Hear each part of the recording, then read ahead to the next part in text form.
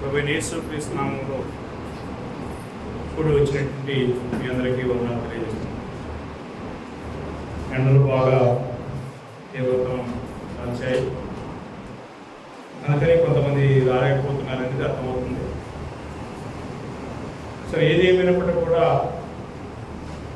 ఈరోజు ఎక్కువ మంది సహోదరులు వచ్చినందువలన సహోదరులను ఉత్సాహపరచడానికి ఒక అంశాన్ని మనం మాట్లాడాలి.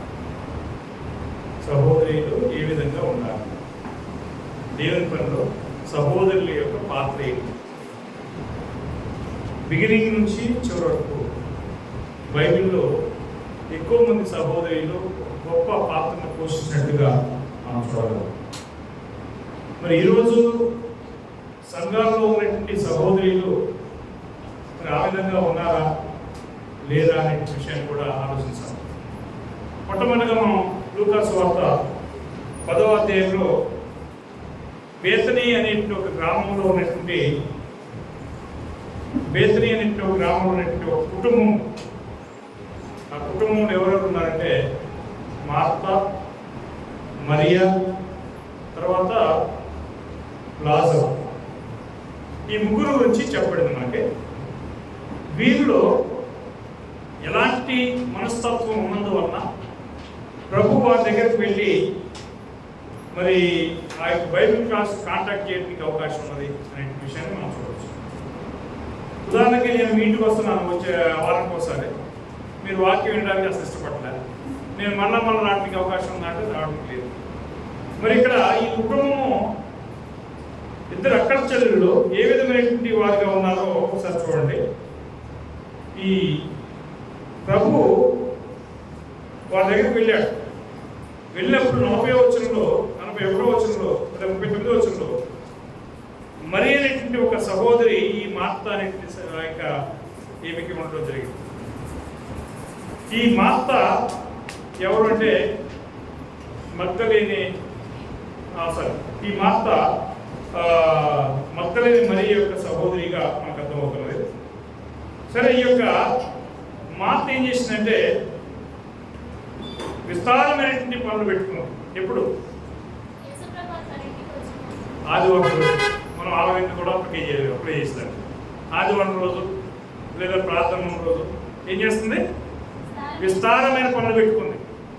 అది పోగా ఏముంటుంది, ఆమె ప్రభువుని అడుగుతుంది, అయ్యా మరి నా యొక్క సహోదరి నన్ను ఒంటరిగా విడిచిపెట్టింది, వంట నేనే చేయాల్సి వస్తుంది, కూర నేను చేయాల్సి వస్తుంది, పప్పు నేనే వండాల్సి వస్తుంది, మరి ఆమె ఇచ్చి నాకు సాయం చేయట్లేదు, నువ్వన్నా కనీసం చెప్పరాదా అని ప్రభువుని అడిగింది. అవునా? చూడండి, అక్కడ 40 చదువు.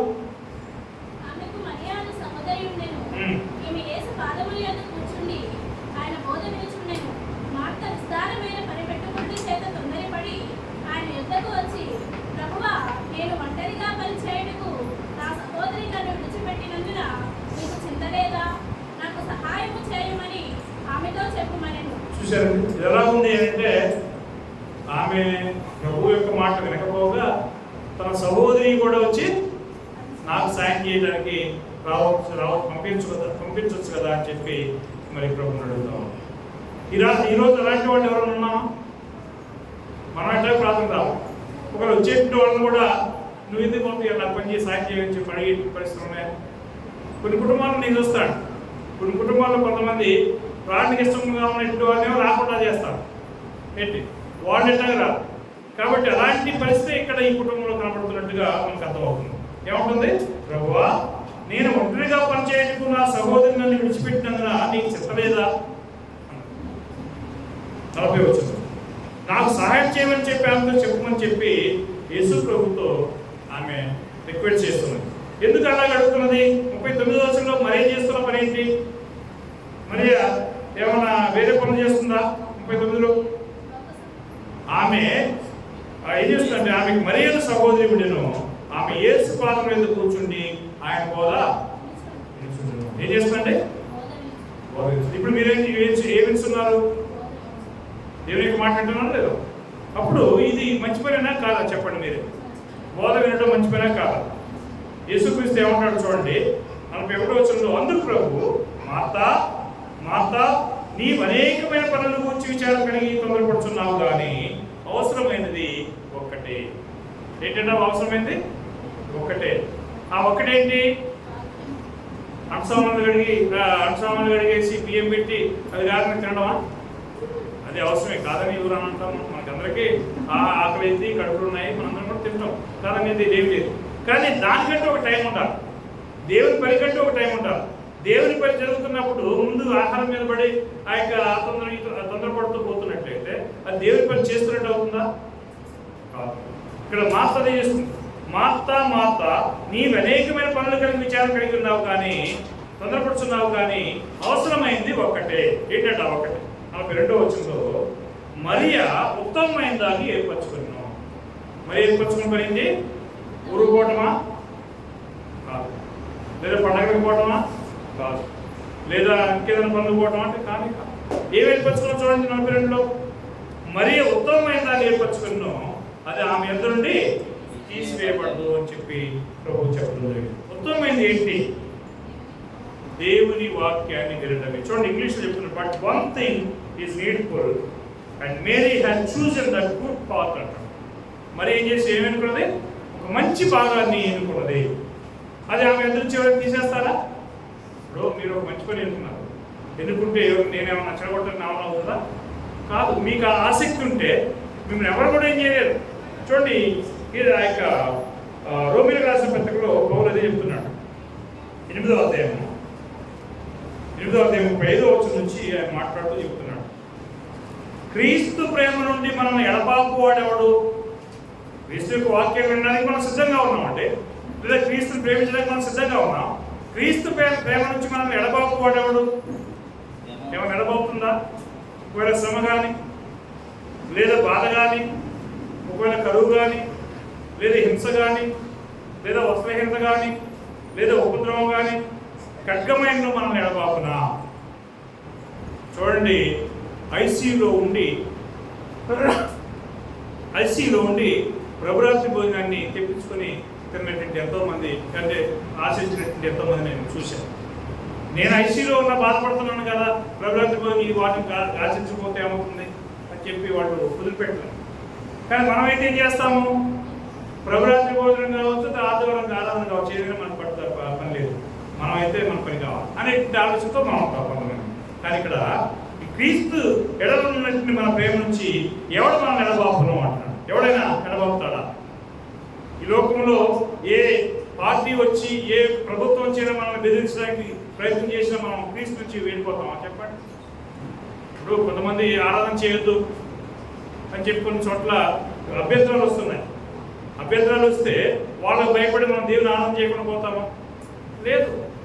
కొత్త నిబంధన ప్రారంభ కాలాల్లో వాళ్ళకి రోమీల యొక్క ప్రభుత్వం నుంచి, తర్వాత పరిశీలు శాస్త్రవేత్త నుంచి కొన్ని ఆ యొక్క ఆటంకాలు వచ్చాయి. వాళ్ళు భయపడక ధైర్యంగా వారి గృహాల్లో ఆరాధన చేసిన సందర్భాలను మనం చూస్తాం.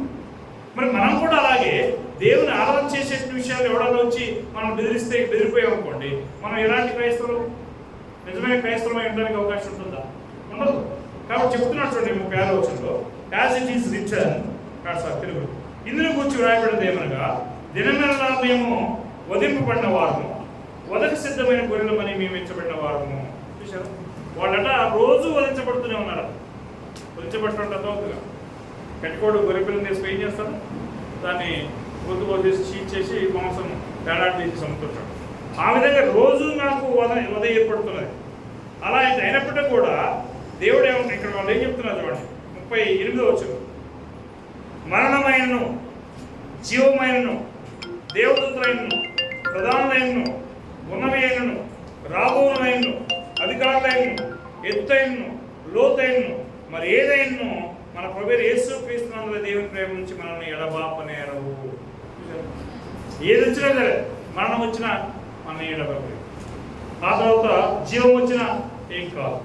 దేవదూతలు, ప్రధానులు, ఉన్నతమైనవి, ఆ తర్వాత రాబోనైనను కూడా ఏది కూడా మనం ఏం చేయదు? ఎడబాపనేరవు. ఎప్పుడు దేని నుంచి?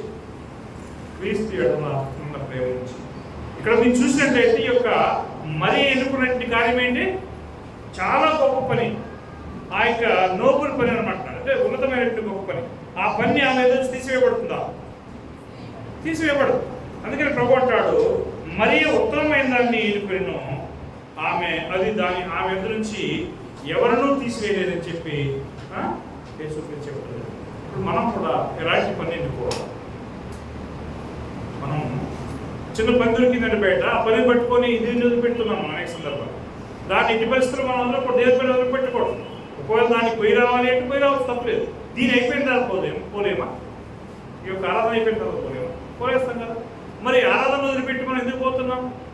మరి కొన్ని కుటుంబాల్లో నేను వస్తుంటాను, వాళ్ళు ఎవరైనా వాళ్ళ పెద్ద మనుషులు వాళ్ళ అన్నంతం లేదని చెప్పారంటే నేను దేవుడు కాదు, దేవుడి దిగి వచ్చినా కానీ నేను అంటాడు. ఓకే, అది రాముడు. దేవుని యొక్క మాట తర్వాతనే మిగతా, దేవుని యొక్క వాక్యం తర్వాతనే మిగతా కార్యం. కాబట్టి ఇక్కడ చెప్తున్నాడు, యేసుక్రీస్తు చెప్తున్నాడు, మీరు మీ యొక్క అన్నదమ్ములను అక్కచెల్లెలను ఆ యొక్క మీ యొక్క ప్రాణము సహా మీరు ద్వేషించకపోతే నా శిష్యుని కార్యాలలో వచ్చి పడుతున్నాడు. మనం ఆ విధమైనటువంటి దేశభావం మన యొక్క కార్యాలలో ఉండకపోతే మనం యేసుక్రీస్తు శిష్యులుగా ఉండడానికి కుదురుతుందా అంటే కుదరదు. కాబట్టి ప్రియమైనటువంటి దేవుడు బిడ్డలారా, మనము ఎన్నుకున్నటువంటి కార్యము ఎలాంటిదై ఉండాలి? చూడండి, ఇక్కడ అపోస్తల కార్యంలో కొంతమంది గురించి చెప్తున్నాడు. అపోస్తల కార్యం 17వ అధ్యాయము. అపోస్తలు అయినటువంటి పౌలు సేవలు ఇద్దరు కలిసి వీరు బెరియా సంఘానికి వస్తారు. అంటే స్వార్థ ప్రయాణాల్లో స్వార్థ చేసుకుంటూ వాళ్ళు బెరియా సంఘానికి వస్తారు. వాళ్ళు యూదుల సమాజ మందిరంలో ప్రవేశించినప్పుడు అక్కడ కొంతమంది ఉన్నారండి. 11వ వచనంలో వారు ఎవరు చదవండి. 11వ వచనం.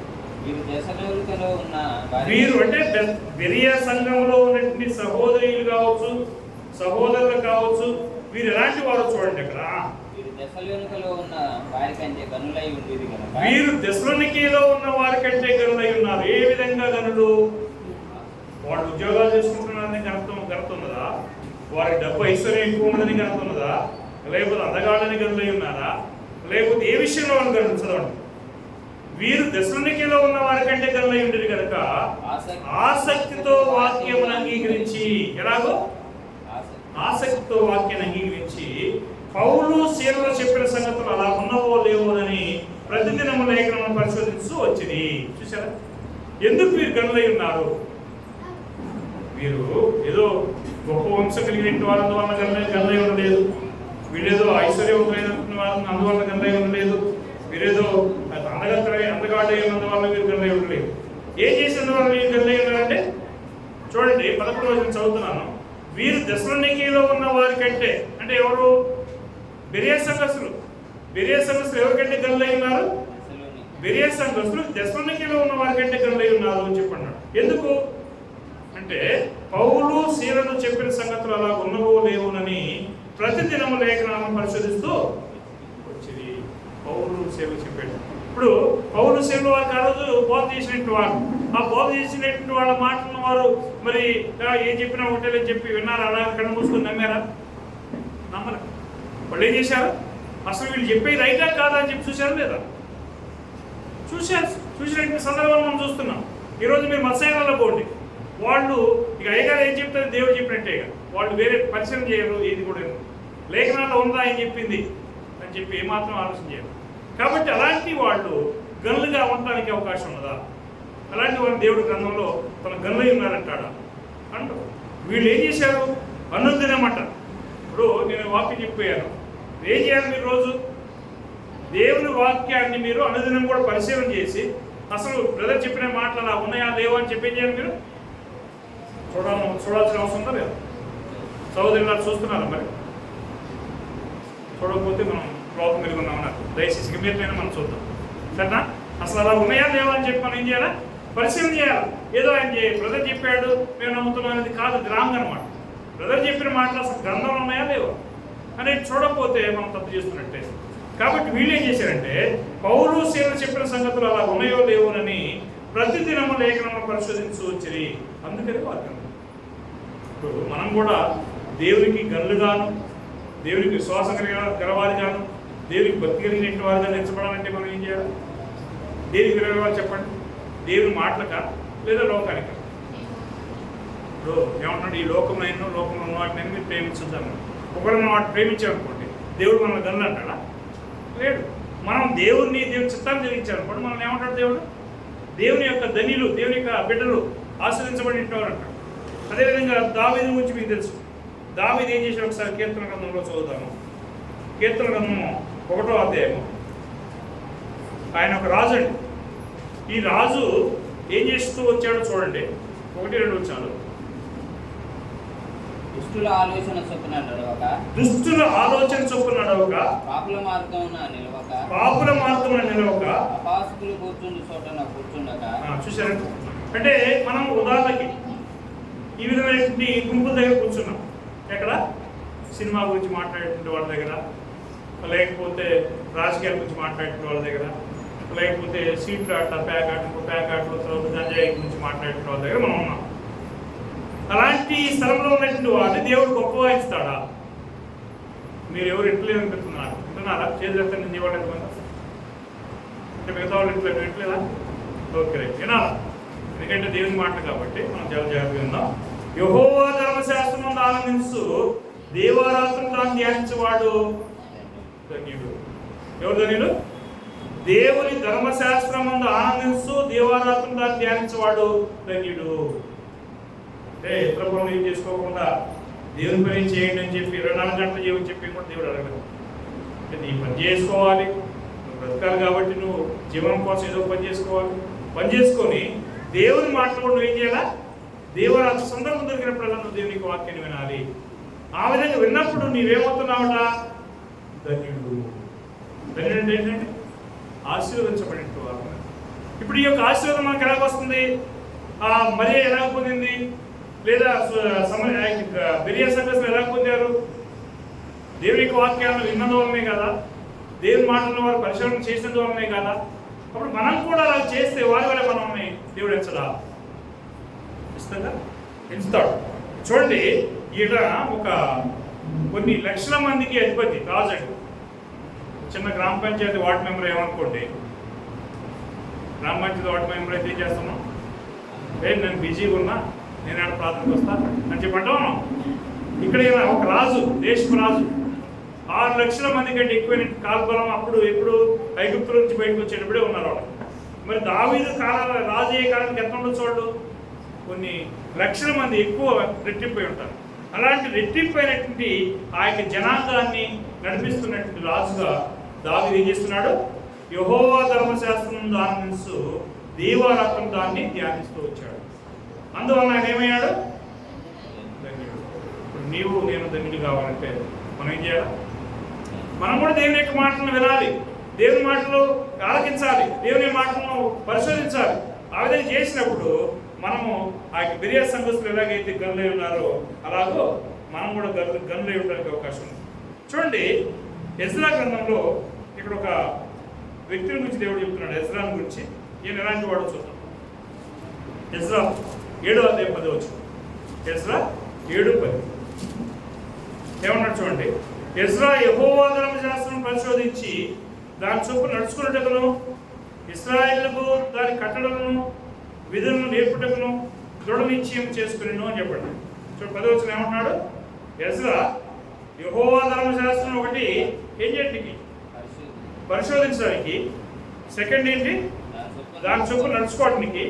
థర్డ్ ఏంటి? ఇశ్రాయేలుకు దాని కట్టడలను విధులను నేర్పుటకు నిశ్చయం చేసుకున్నాను. 3 పాయింట్లు అక్కడ చెప్పబడ్డాయి. ఎజ్రా ఒక సాధారణమైనటువంటి శాస్త్రి అన్నమాట, యాజకుడు. ఈ ఎజ్రా ఏం చేశాడంటే అనుదినం దాన్ని ఏం చేశాడు? పరిశోధించడానికి తను నిర్ణయం చేసుకున్నాడు. ధర్మశాస్త్రం పరిశోధించడానికి నిర్ణయం చేసుకున్నాడు.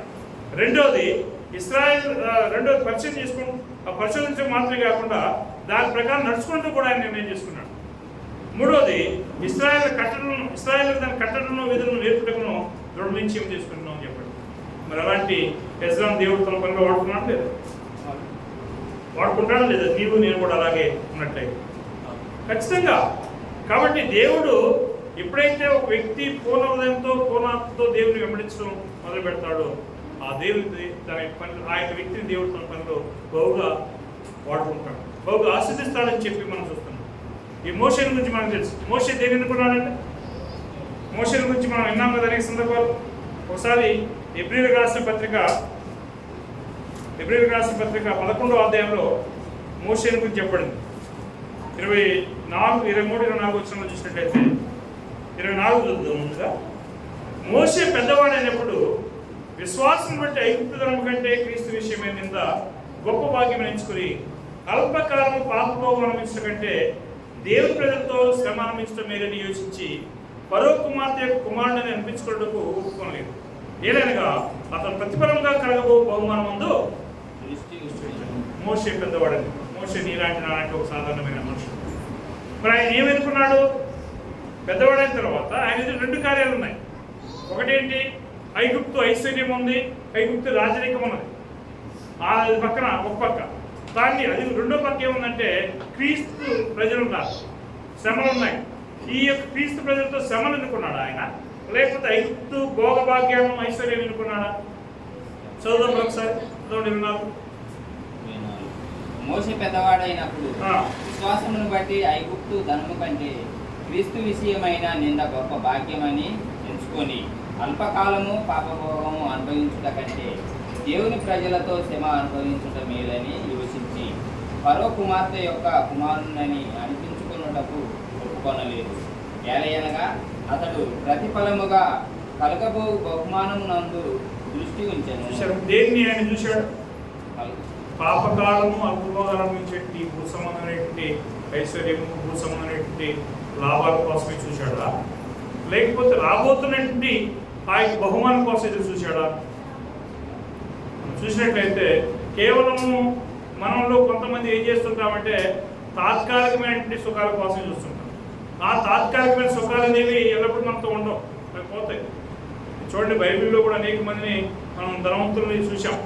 ధనవంతులు తినుము, త్రాగుము, సుఖించము, నీకోసం అనేక సంవత్సరాలకు తరలించినట్టు కూడా ఆస్తి సంపాదించి పెట్టారన్నాడు.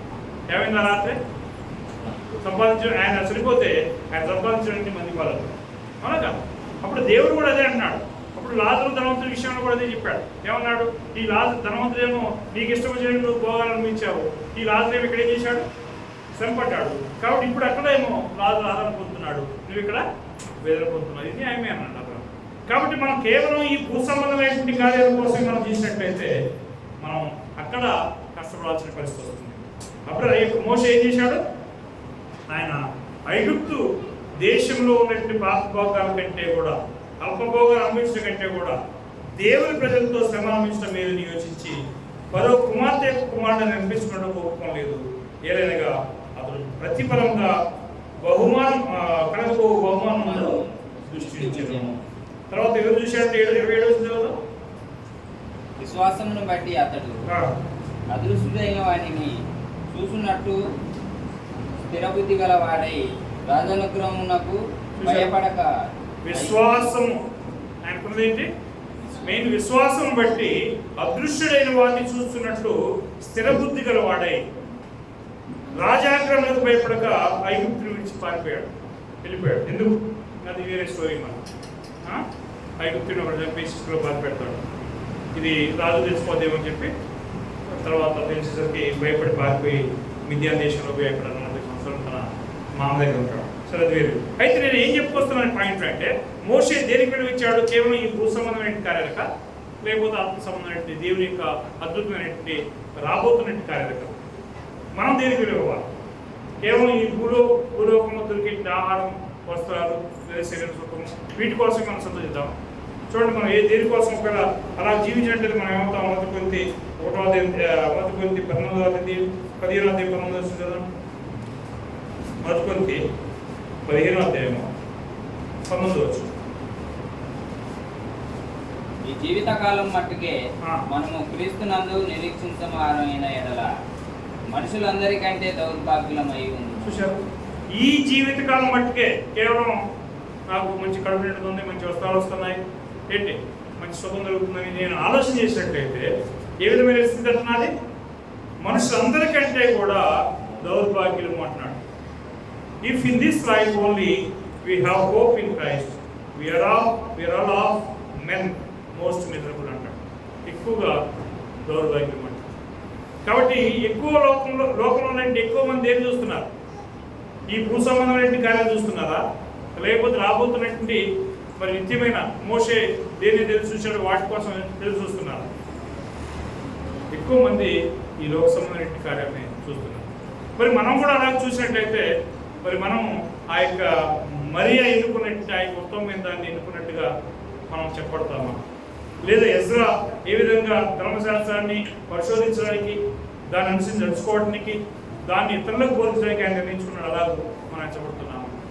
లేకపోతే దావీదు యెహోవా ధర్మశాస్త్రం దేవాలయం ధ్యానిస్తూ మరి దాని ఎందుకు ఆనందం కలిగి ఉన్నాడని చెప్పి మనం చూస్తున్నాం. మరి ఆయనలాగా మనం ఎంతబడుతున్నాము. ఈ విధమైన కార్యాలన్నింటిలో మనం ముందుకు సాగాలంటే మొట్టమొదటి మనం దేవుని యొక్క వాక్యం పైన మనసు పెట్టాలి. దేవుని యొక్క వాక్యాన్ని బాగా వినాలి. కొంతమంది వస్తారు ప్రార్థనకి, అయ్యగారు ఏం చెప్తున్నాడు, సేవకుడు ఏం చెప్తున్నాడు పట్టించుకోరు. వాళ్ళు వింటుంటారు, వింటారు తెలియదు, బైబిల్ జరిగేది వాళ్ళకి ఏం అర్థం కానప్పుడు అది ఆశీర్వాదం వస్తుందా, లేదా దేవుని యొక్క జ్ఞానం వస్తుందా అంటే రాదు. కాబట్టి ప్రియమైన దేవుని పెట్టాలి, దేవుని యొక్క వాక్యాన్ని వినాలి. అసలు దేవుని యొక్క వాక్యాన్ని వినేటువంటి సందర్భం లేదా బైబిల్ దగ్గర లేదనుకోండి, కనీసం చివరిని ఇటు పడేయాలి. ఇటు పడేసినప్పుడు ఆ చివరి ఒక దూరిపోయింది, కొంచెం వినపడుతుంది బ్రెయిన్. కాబట్టి ఎప్పుడు కూడా మనం వినడానికి సిద్ధపడాలి. ఎందుకంటే చూడండి, ఒకసారి యాకోబులో ఒక మాట అంటాడు, విని దాన్ని సరిగ్గా వినకపోతే మనం గురించి ఏమంటున్నాడు ఒకసారి చదువుతాం. యాకోబు 1వ అధ్యాయం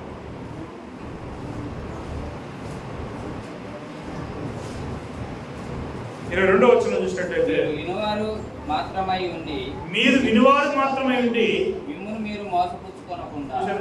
మనం ఒకవేళ కేవలము వినువారుగా మాత్రమే ఉన్నాం అనుకోండి, మనం ఏం చేసుకుంటున్నాం, మనల్ని మనం మోసపుచ్చుకుంటున్నాం అంటాం. అందుకని ఏమన్నాడంటే, మీరు వినువారు మాత్రమే ఉండి మిమ్మల్ని మీరు మోసపుచ్చుకోనకుండా వాక్య ప్రకారం ప్రవర్తించే వాళ్ళని ఉండి. ఇప్పుడు ఈ యొక్క బాధ్యత ఏమిటి? వాక్య ప్రకారం ప్రవర్తించే బాధ్యత నాదొక్కడేనా? మనందరిది కదా. కాబట్టి మనం ఏం చేయాలా? వాక్య ప్రకారం ప్రవర్తించే వారిగా ఉండాలి. ఒకవేళ మనం కేవలం ఇనేటి వారిగానే ఉన్నట్లయితే 23వ వచనం ఏంటి హెచ్చరిక? చదవండి. 23.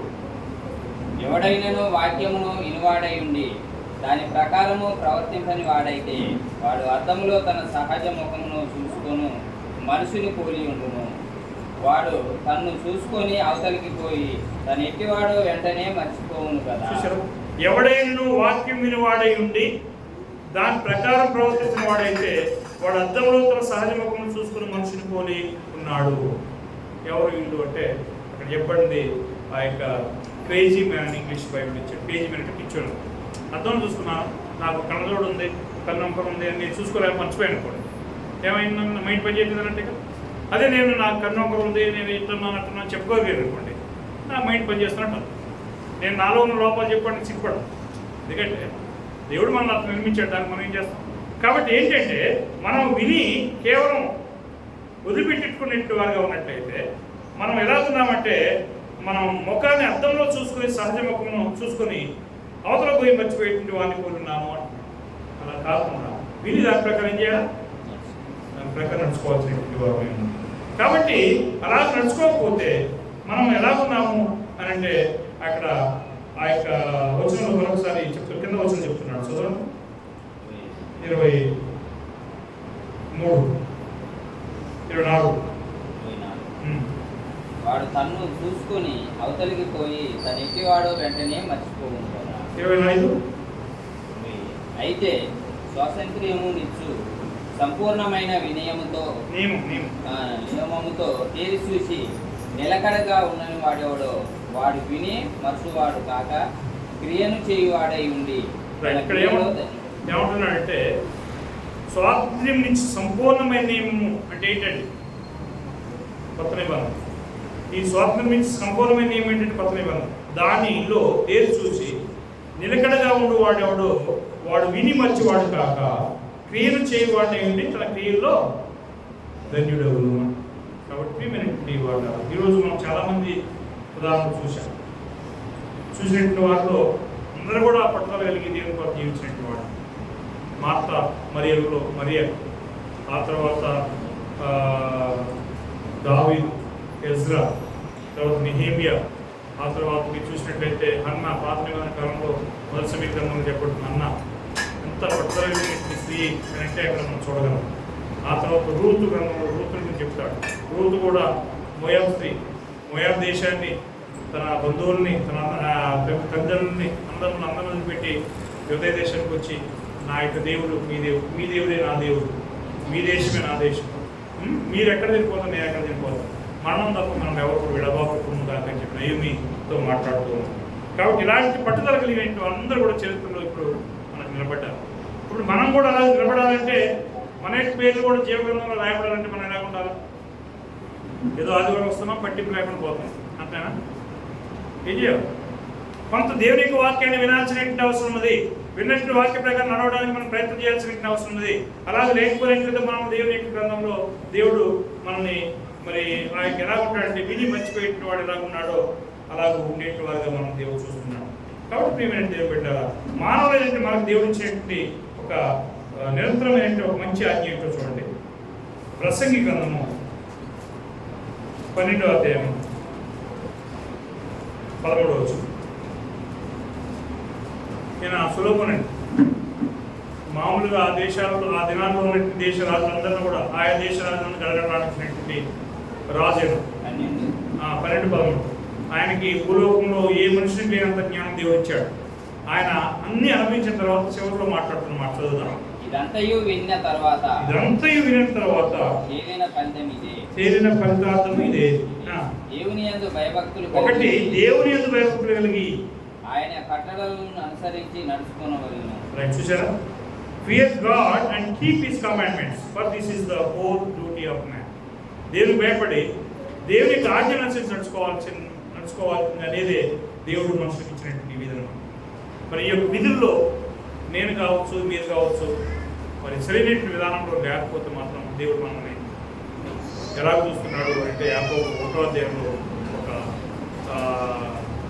అంటే అర్థంలో చూసి మర్చిపోయేటువంటి ఒక క్రేజీ మ్యాన్ ఎలా ఉన్నాడు అలాగే మనం చూస్తాం. మనం అలా కాకుండా మనం దేవుడు ఈ భూమి మీద వచ్చిన ఉద్దేశం ఏంటో ఆ ఉద్దేశాన్ని చూసి ఒకసారి దాంట్లో పట్టుదలగా ఉంటుందా ఆ విధంగా ఉన్నట్టుగా మనం జీవిద్దాం. ఆ విధంగా ఒకవేళ ఎప్పటివరకు లేకపోతే ఇక మీద మేము దాన్ని డెవలప్ చేసుకోవడానికి ప్రయత్నం చేద్దాం. ఎవరు షార్ట్ అడుగుతుందా, మీరు ఎవరిని సేవిస్తారో నాకు తెలియదు. మీరు అవతల పోయి నది అవతల ఉన్నట్టు ఇతర దేవతలు పూజిస్తారో లేదో నాకు తెలియదు, కానీ నేను నా ఇంటి వారము యెహోవాను సేవిస్తామని చెప్పి మాట్లాడతాను. కాబట్టి ఆ విధంగా దేవుని యొక్క మార్గాలను జీవించాలని నిర్ణయాన్ని మనం చేసుకుందాం కాక ఓపికతో మీ అందరికీ వందనాలు తెలియజేస్తూ ముగిస్తున్నాను.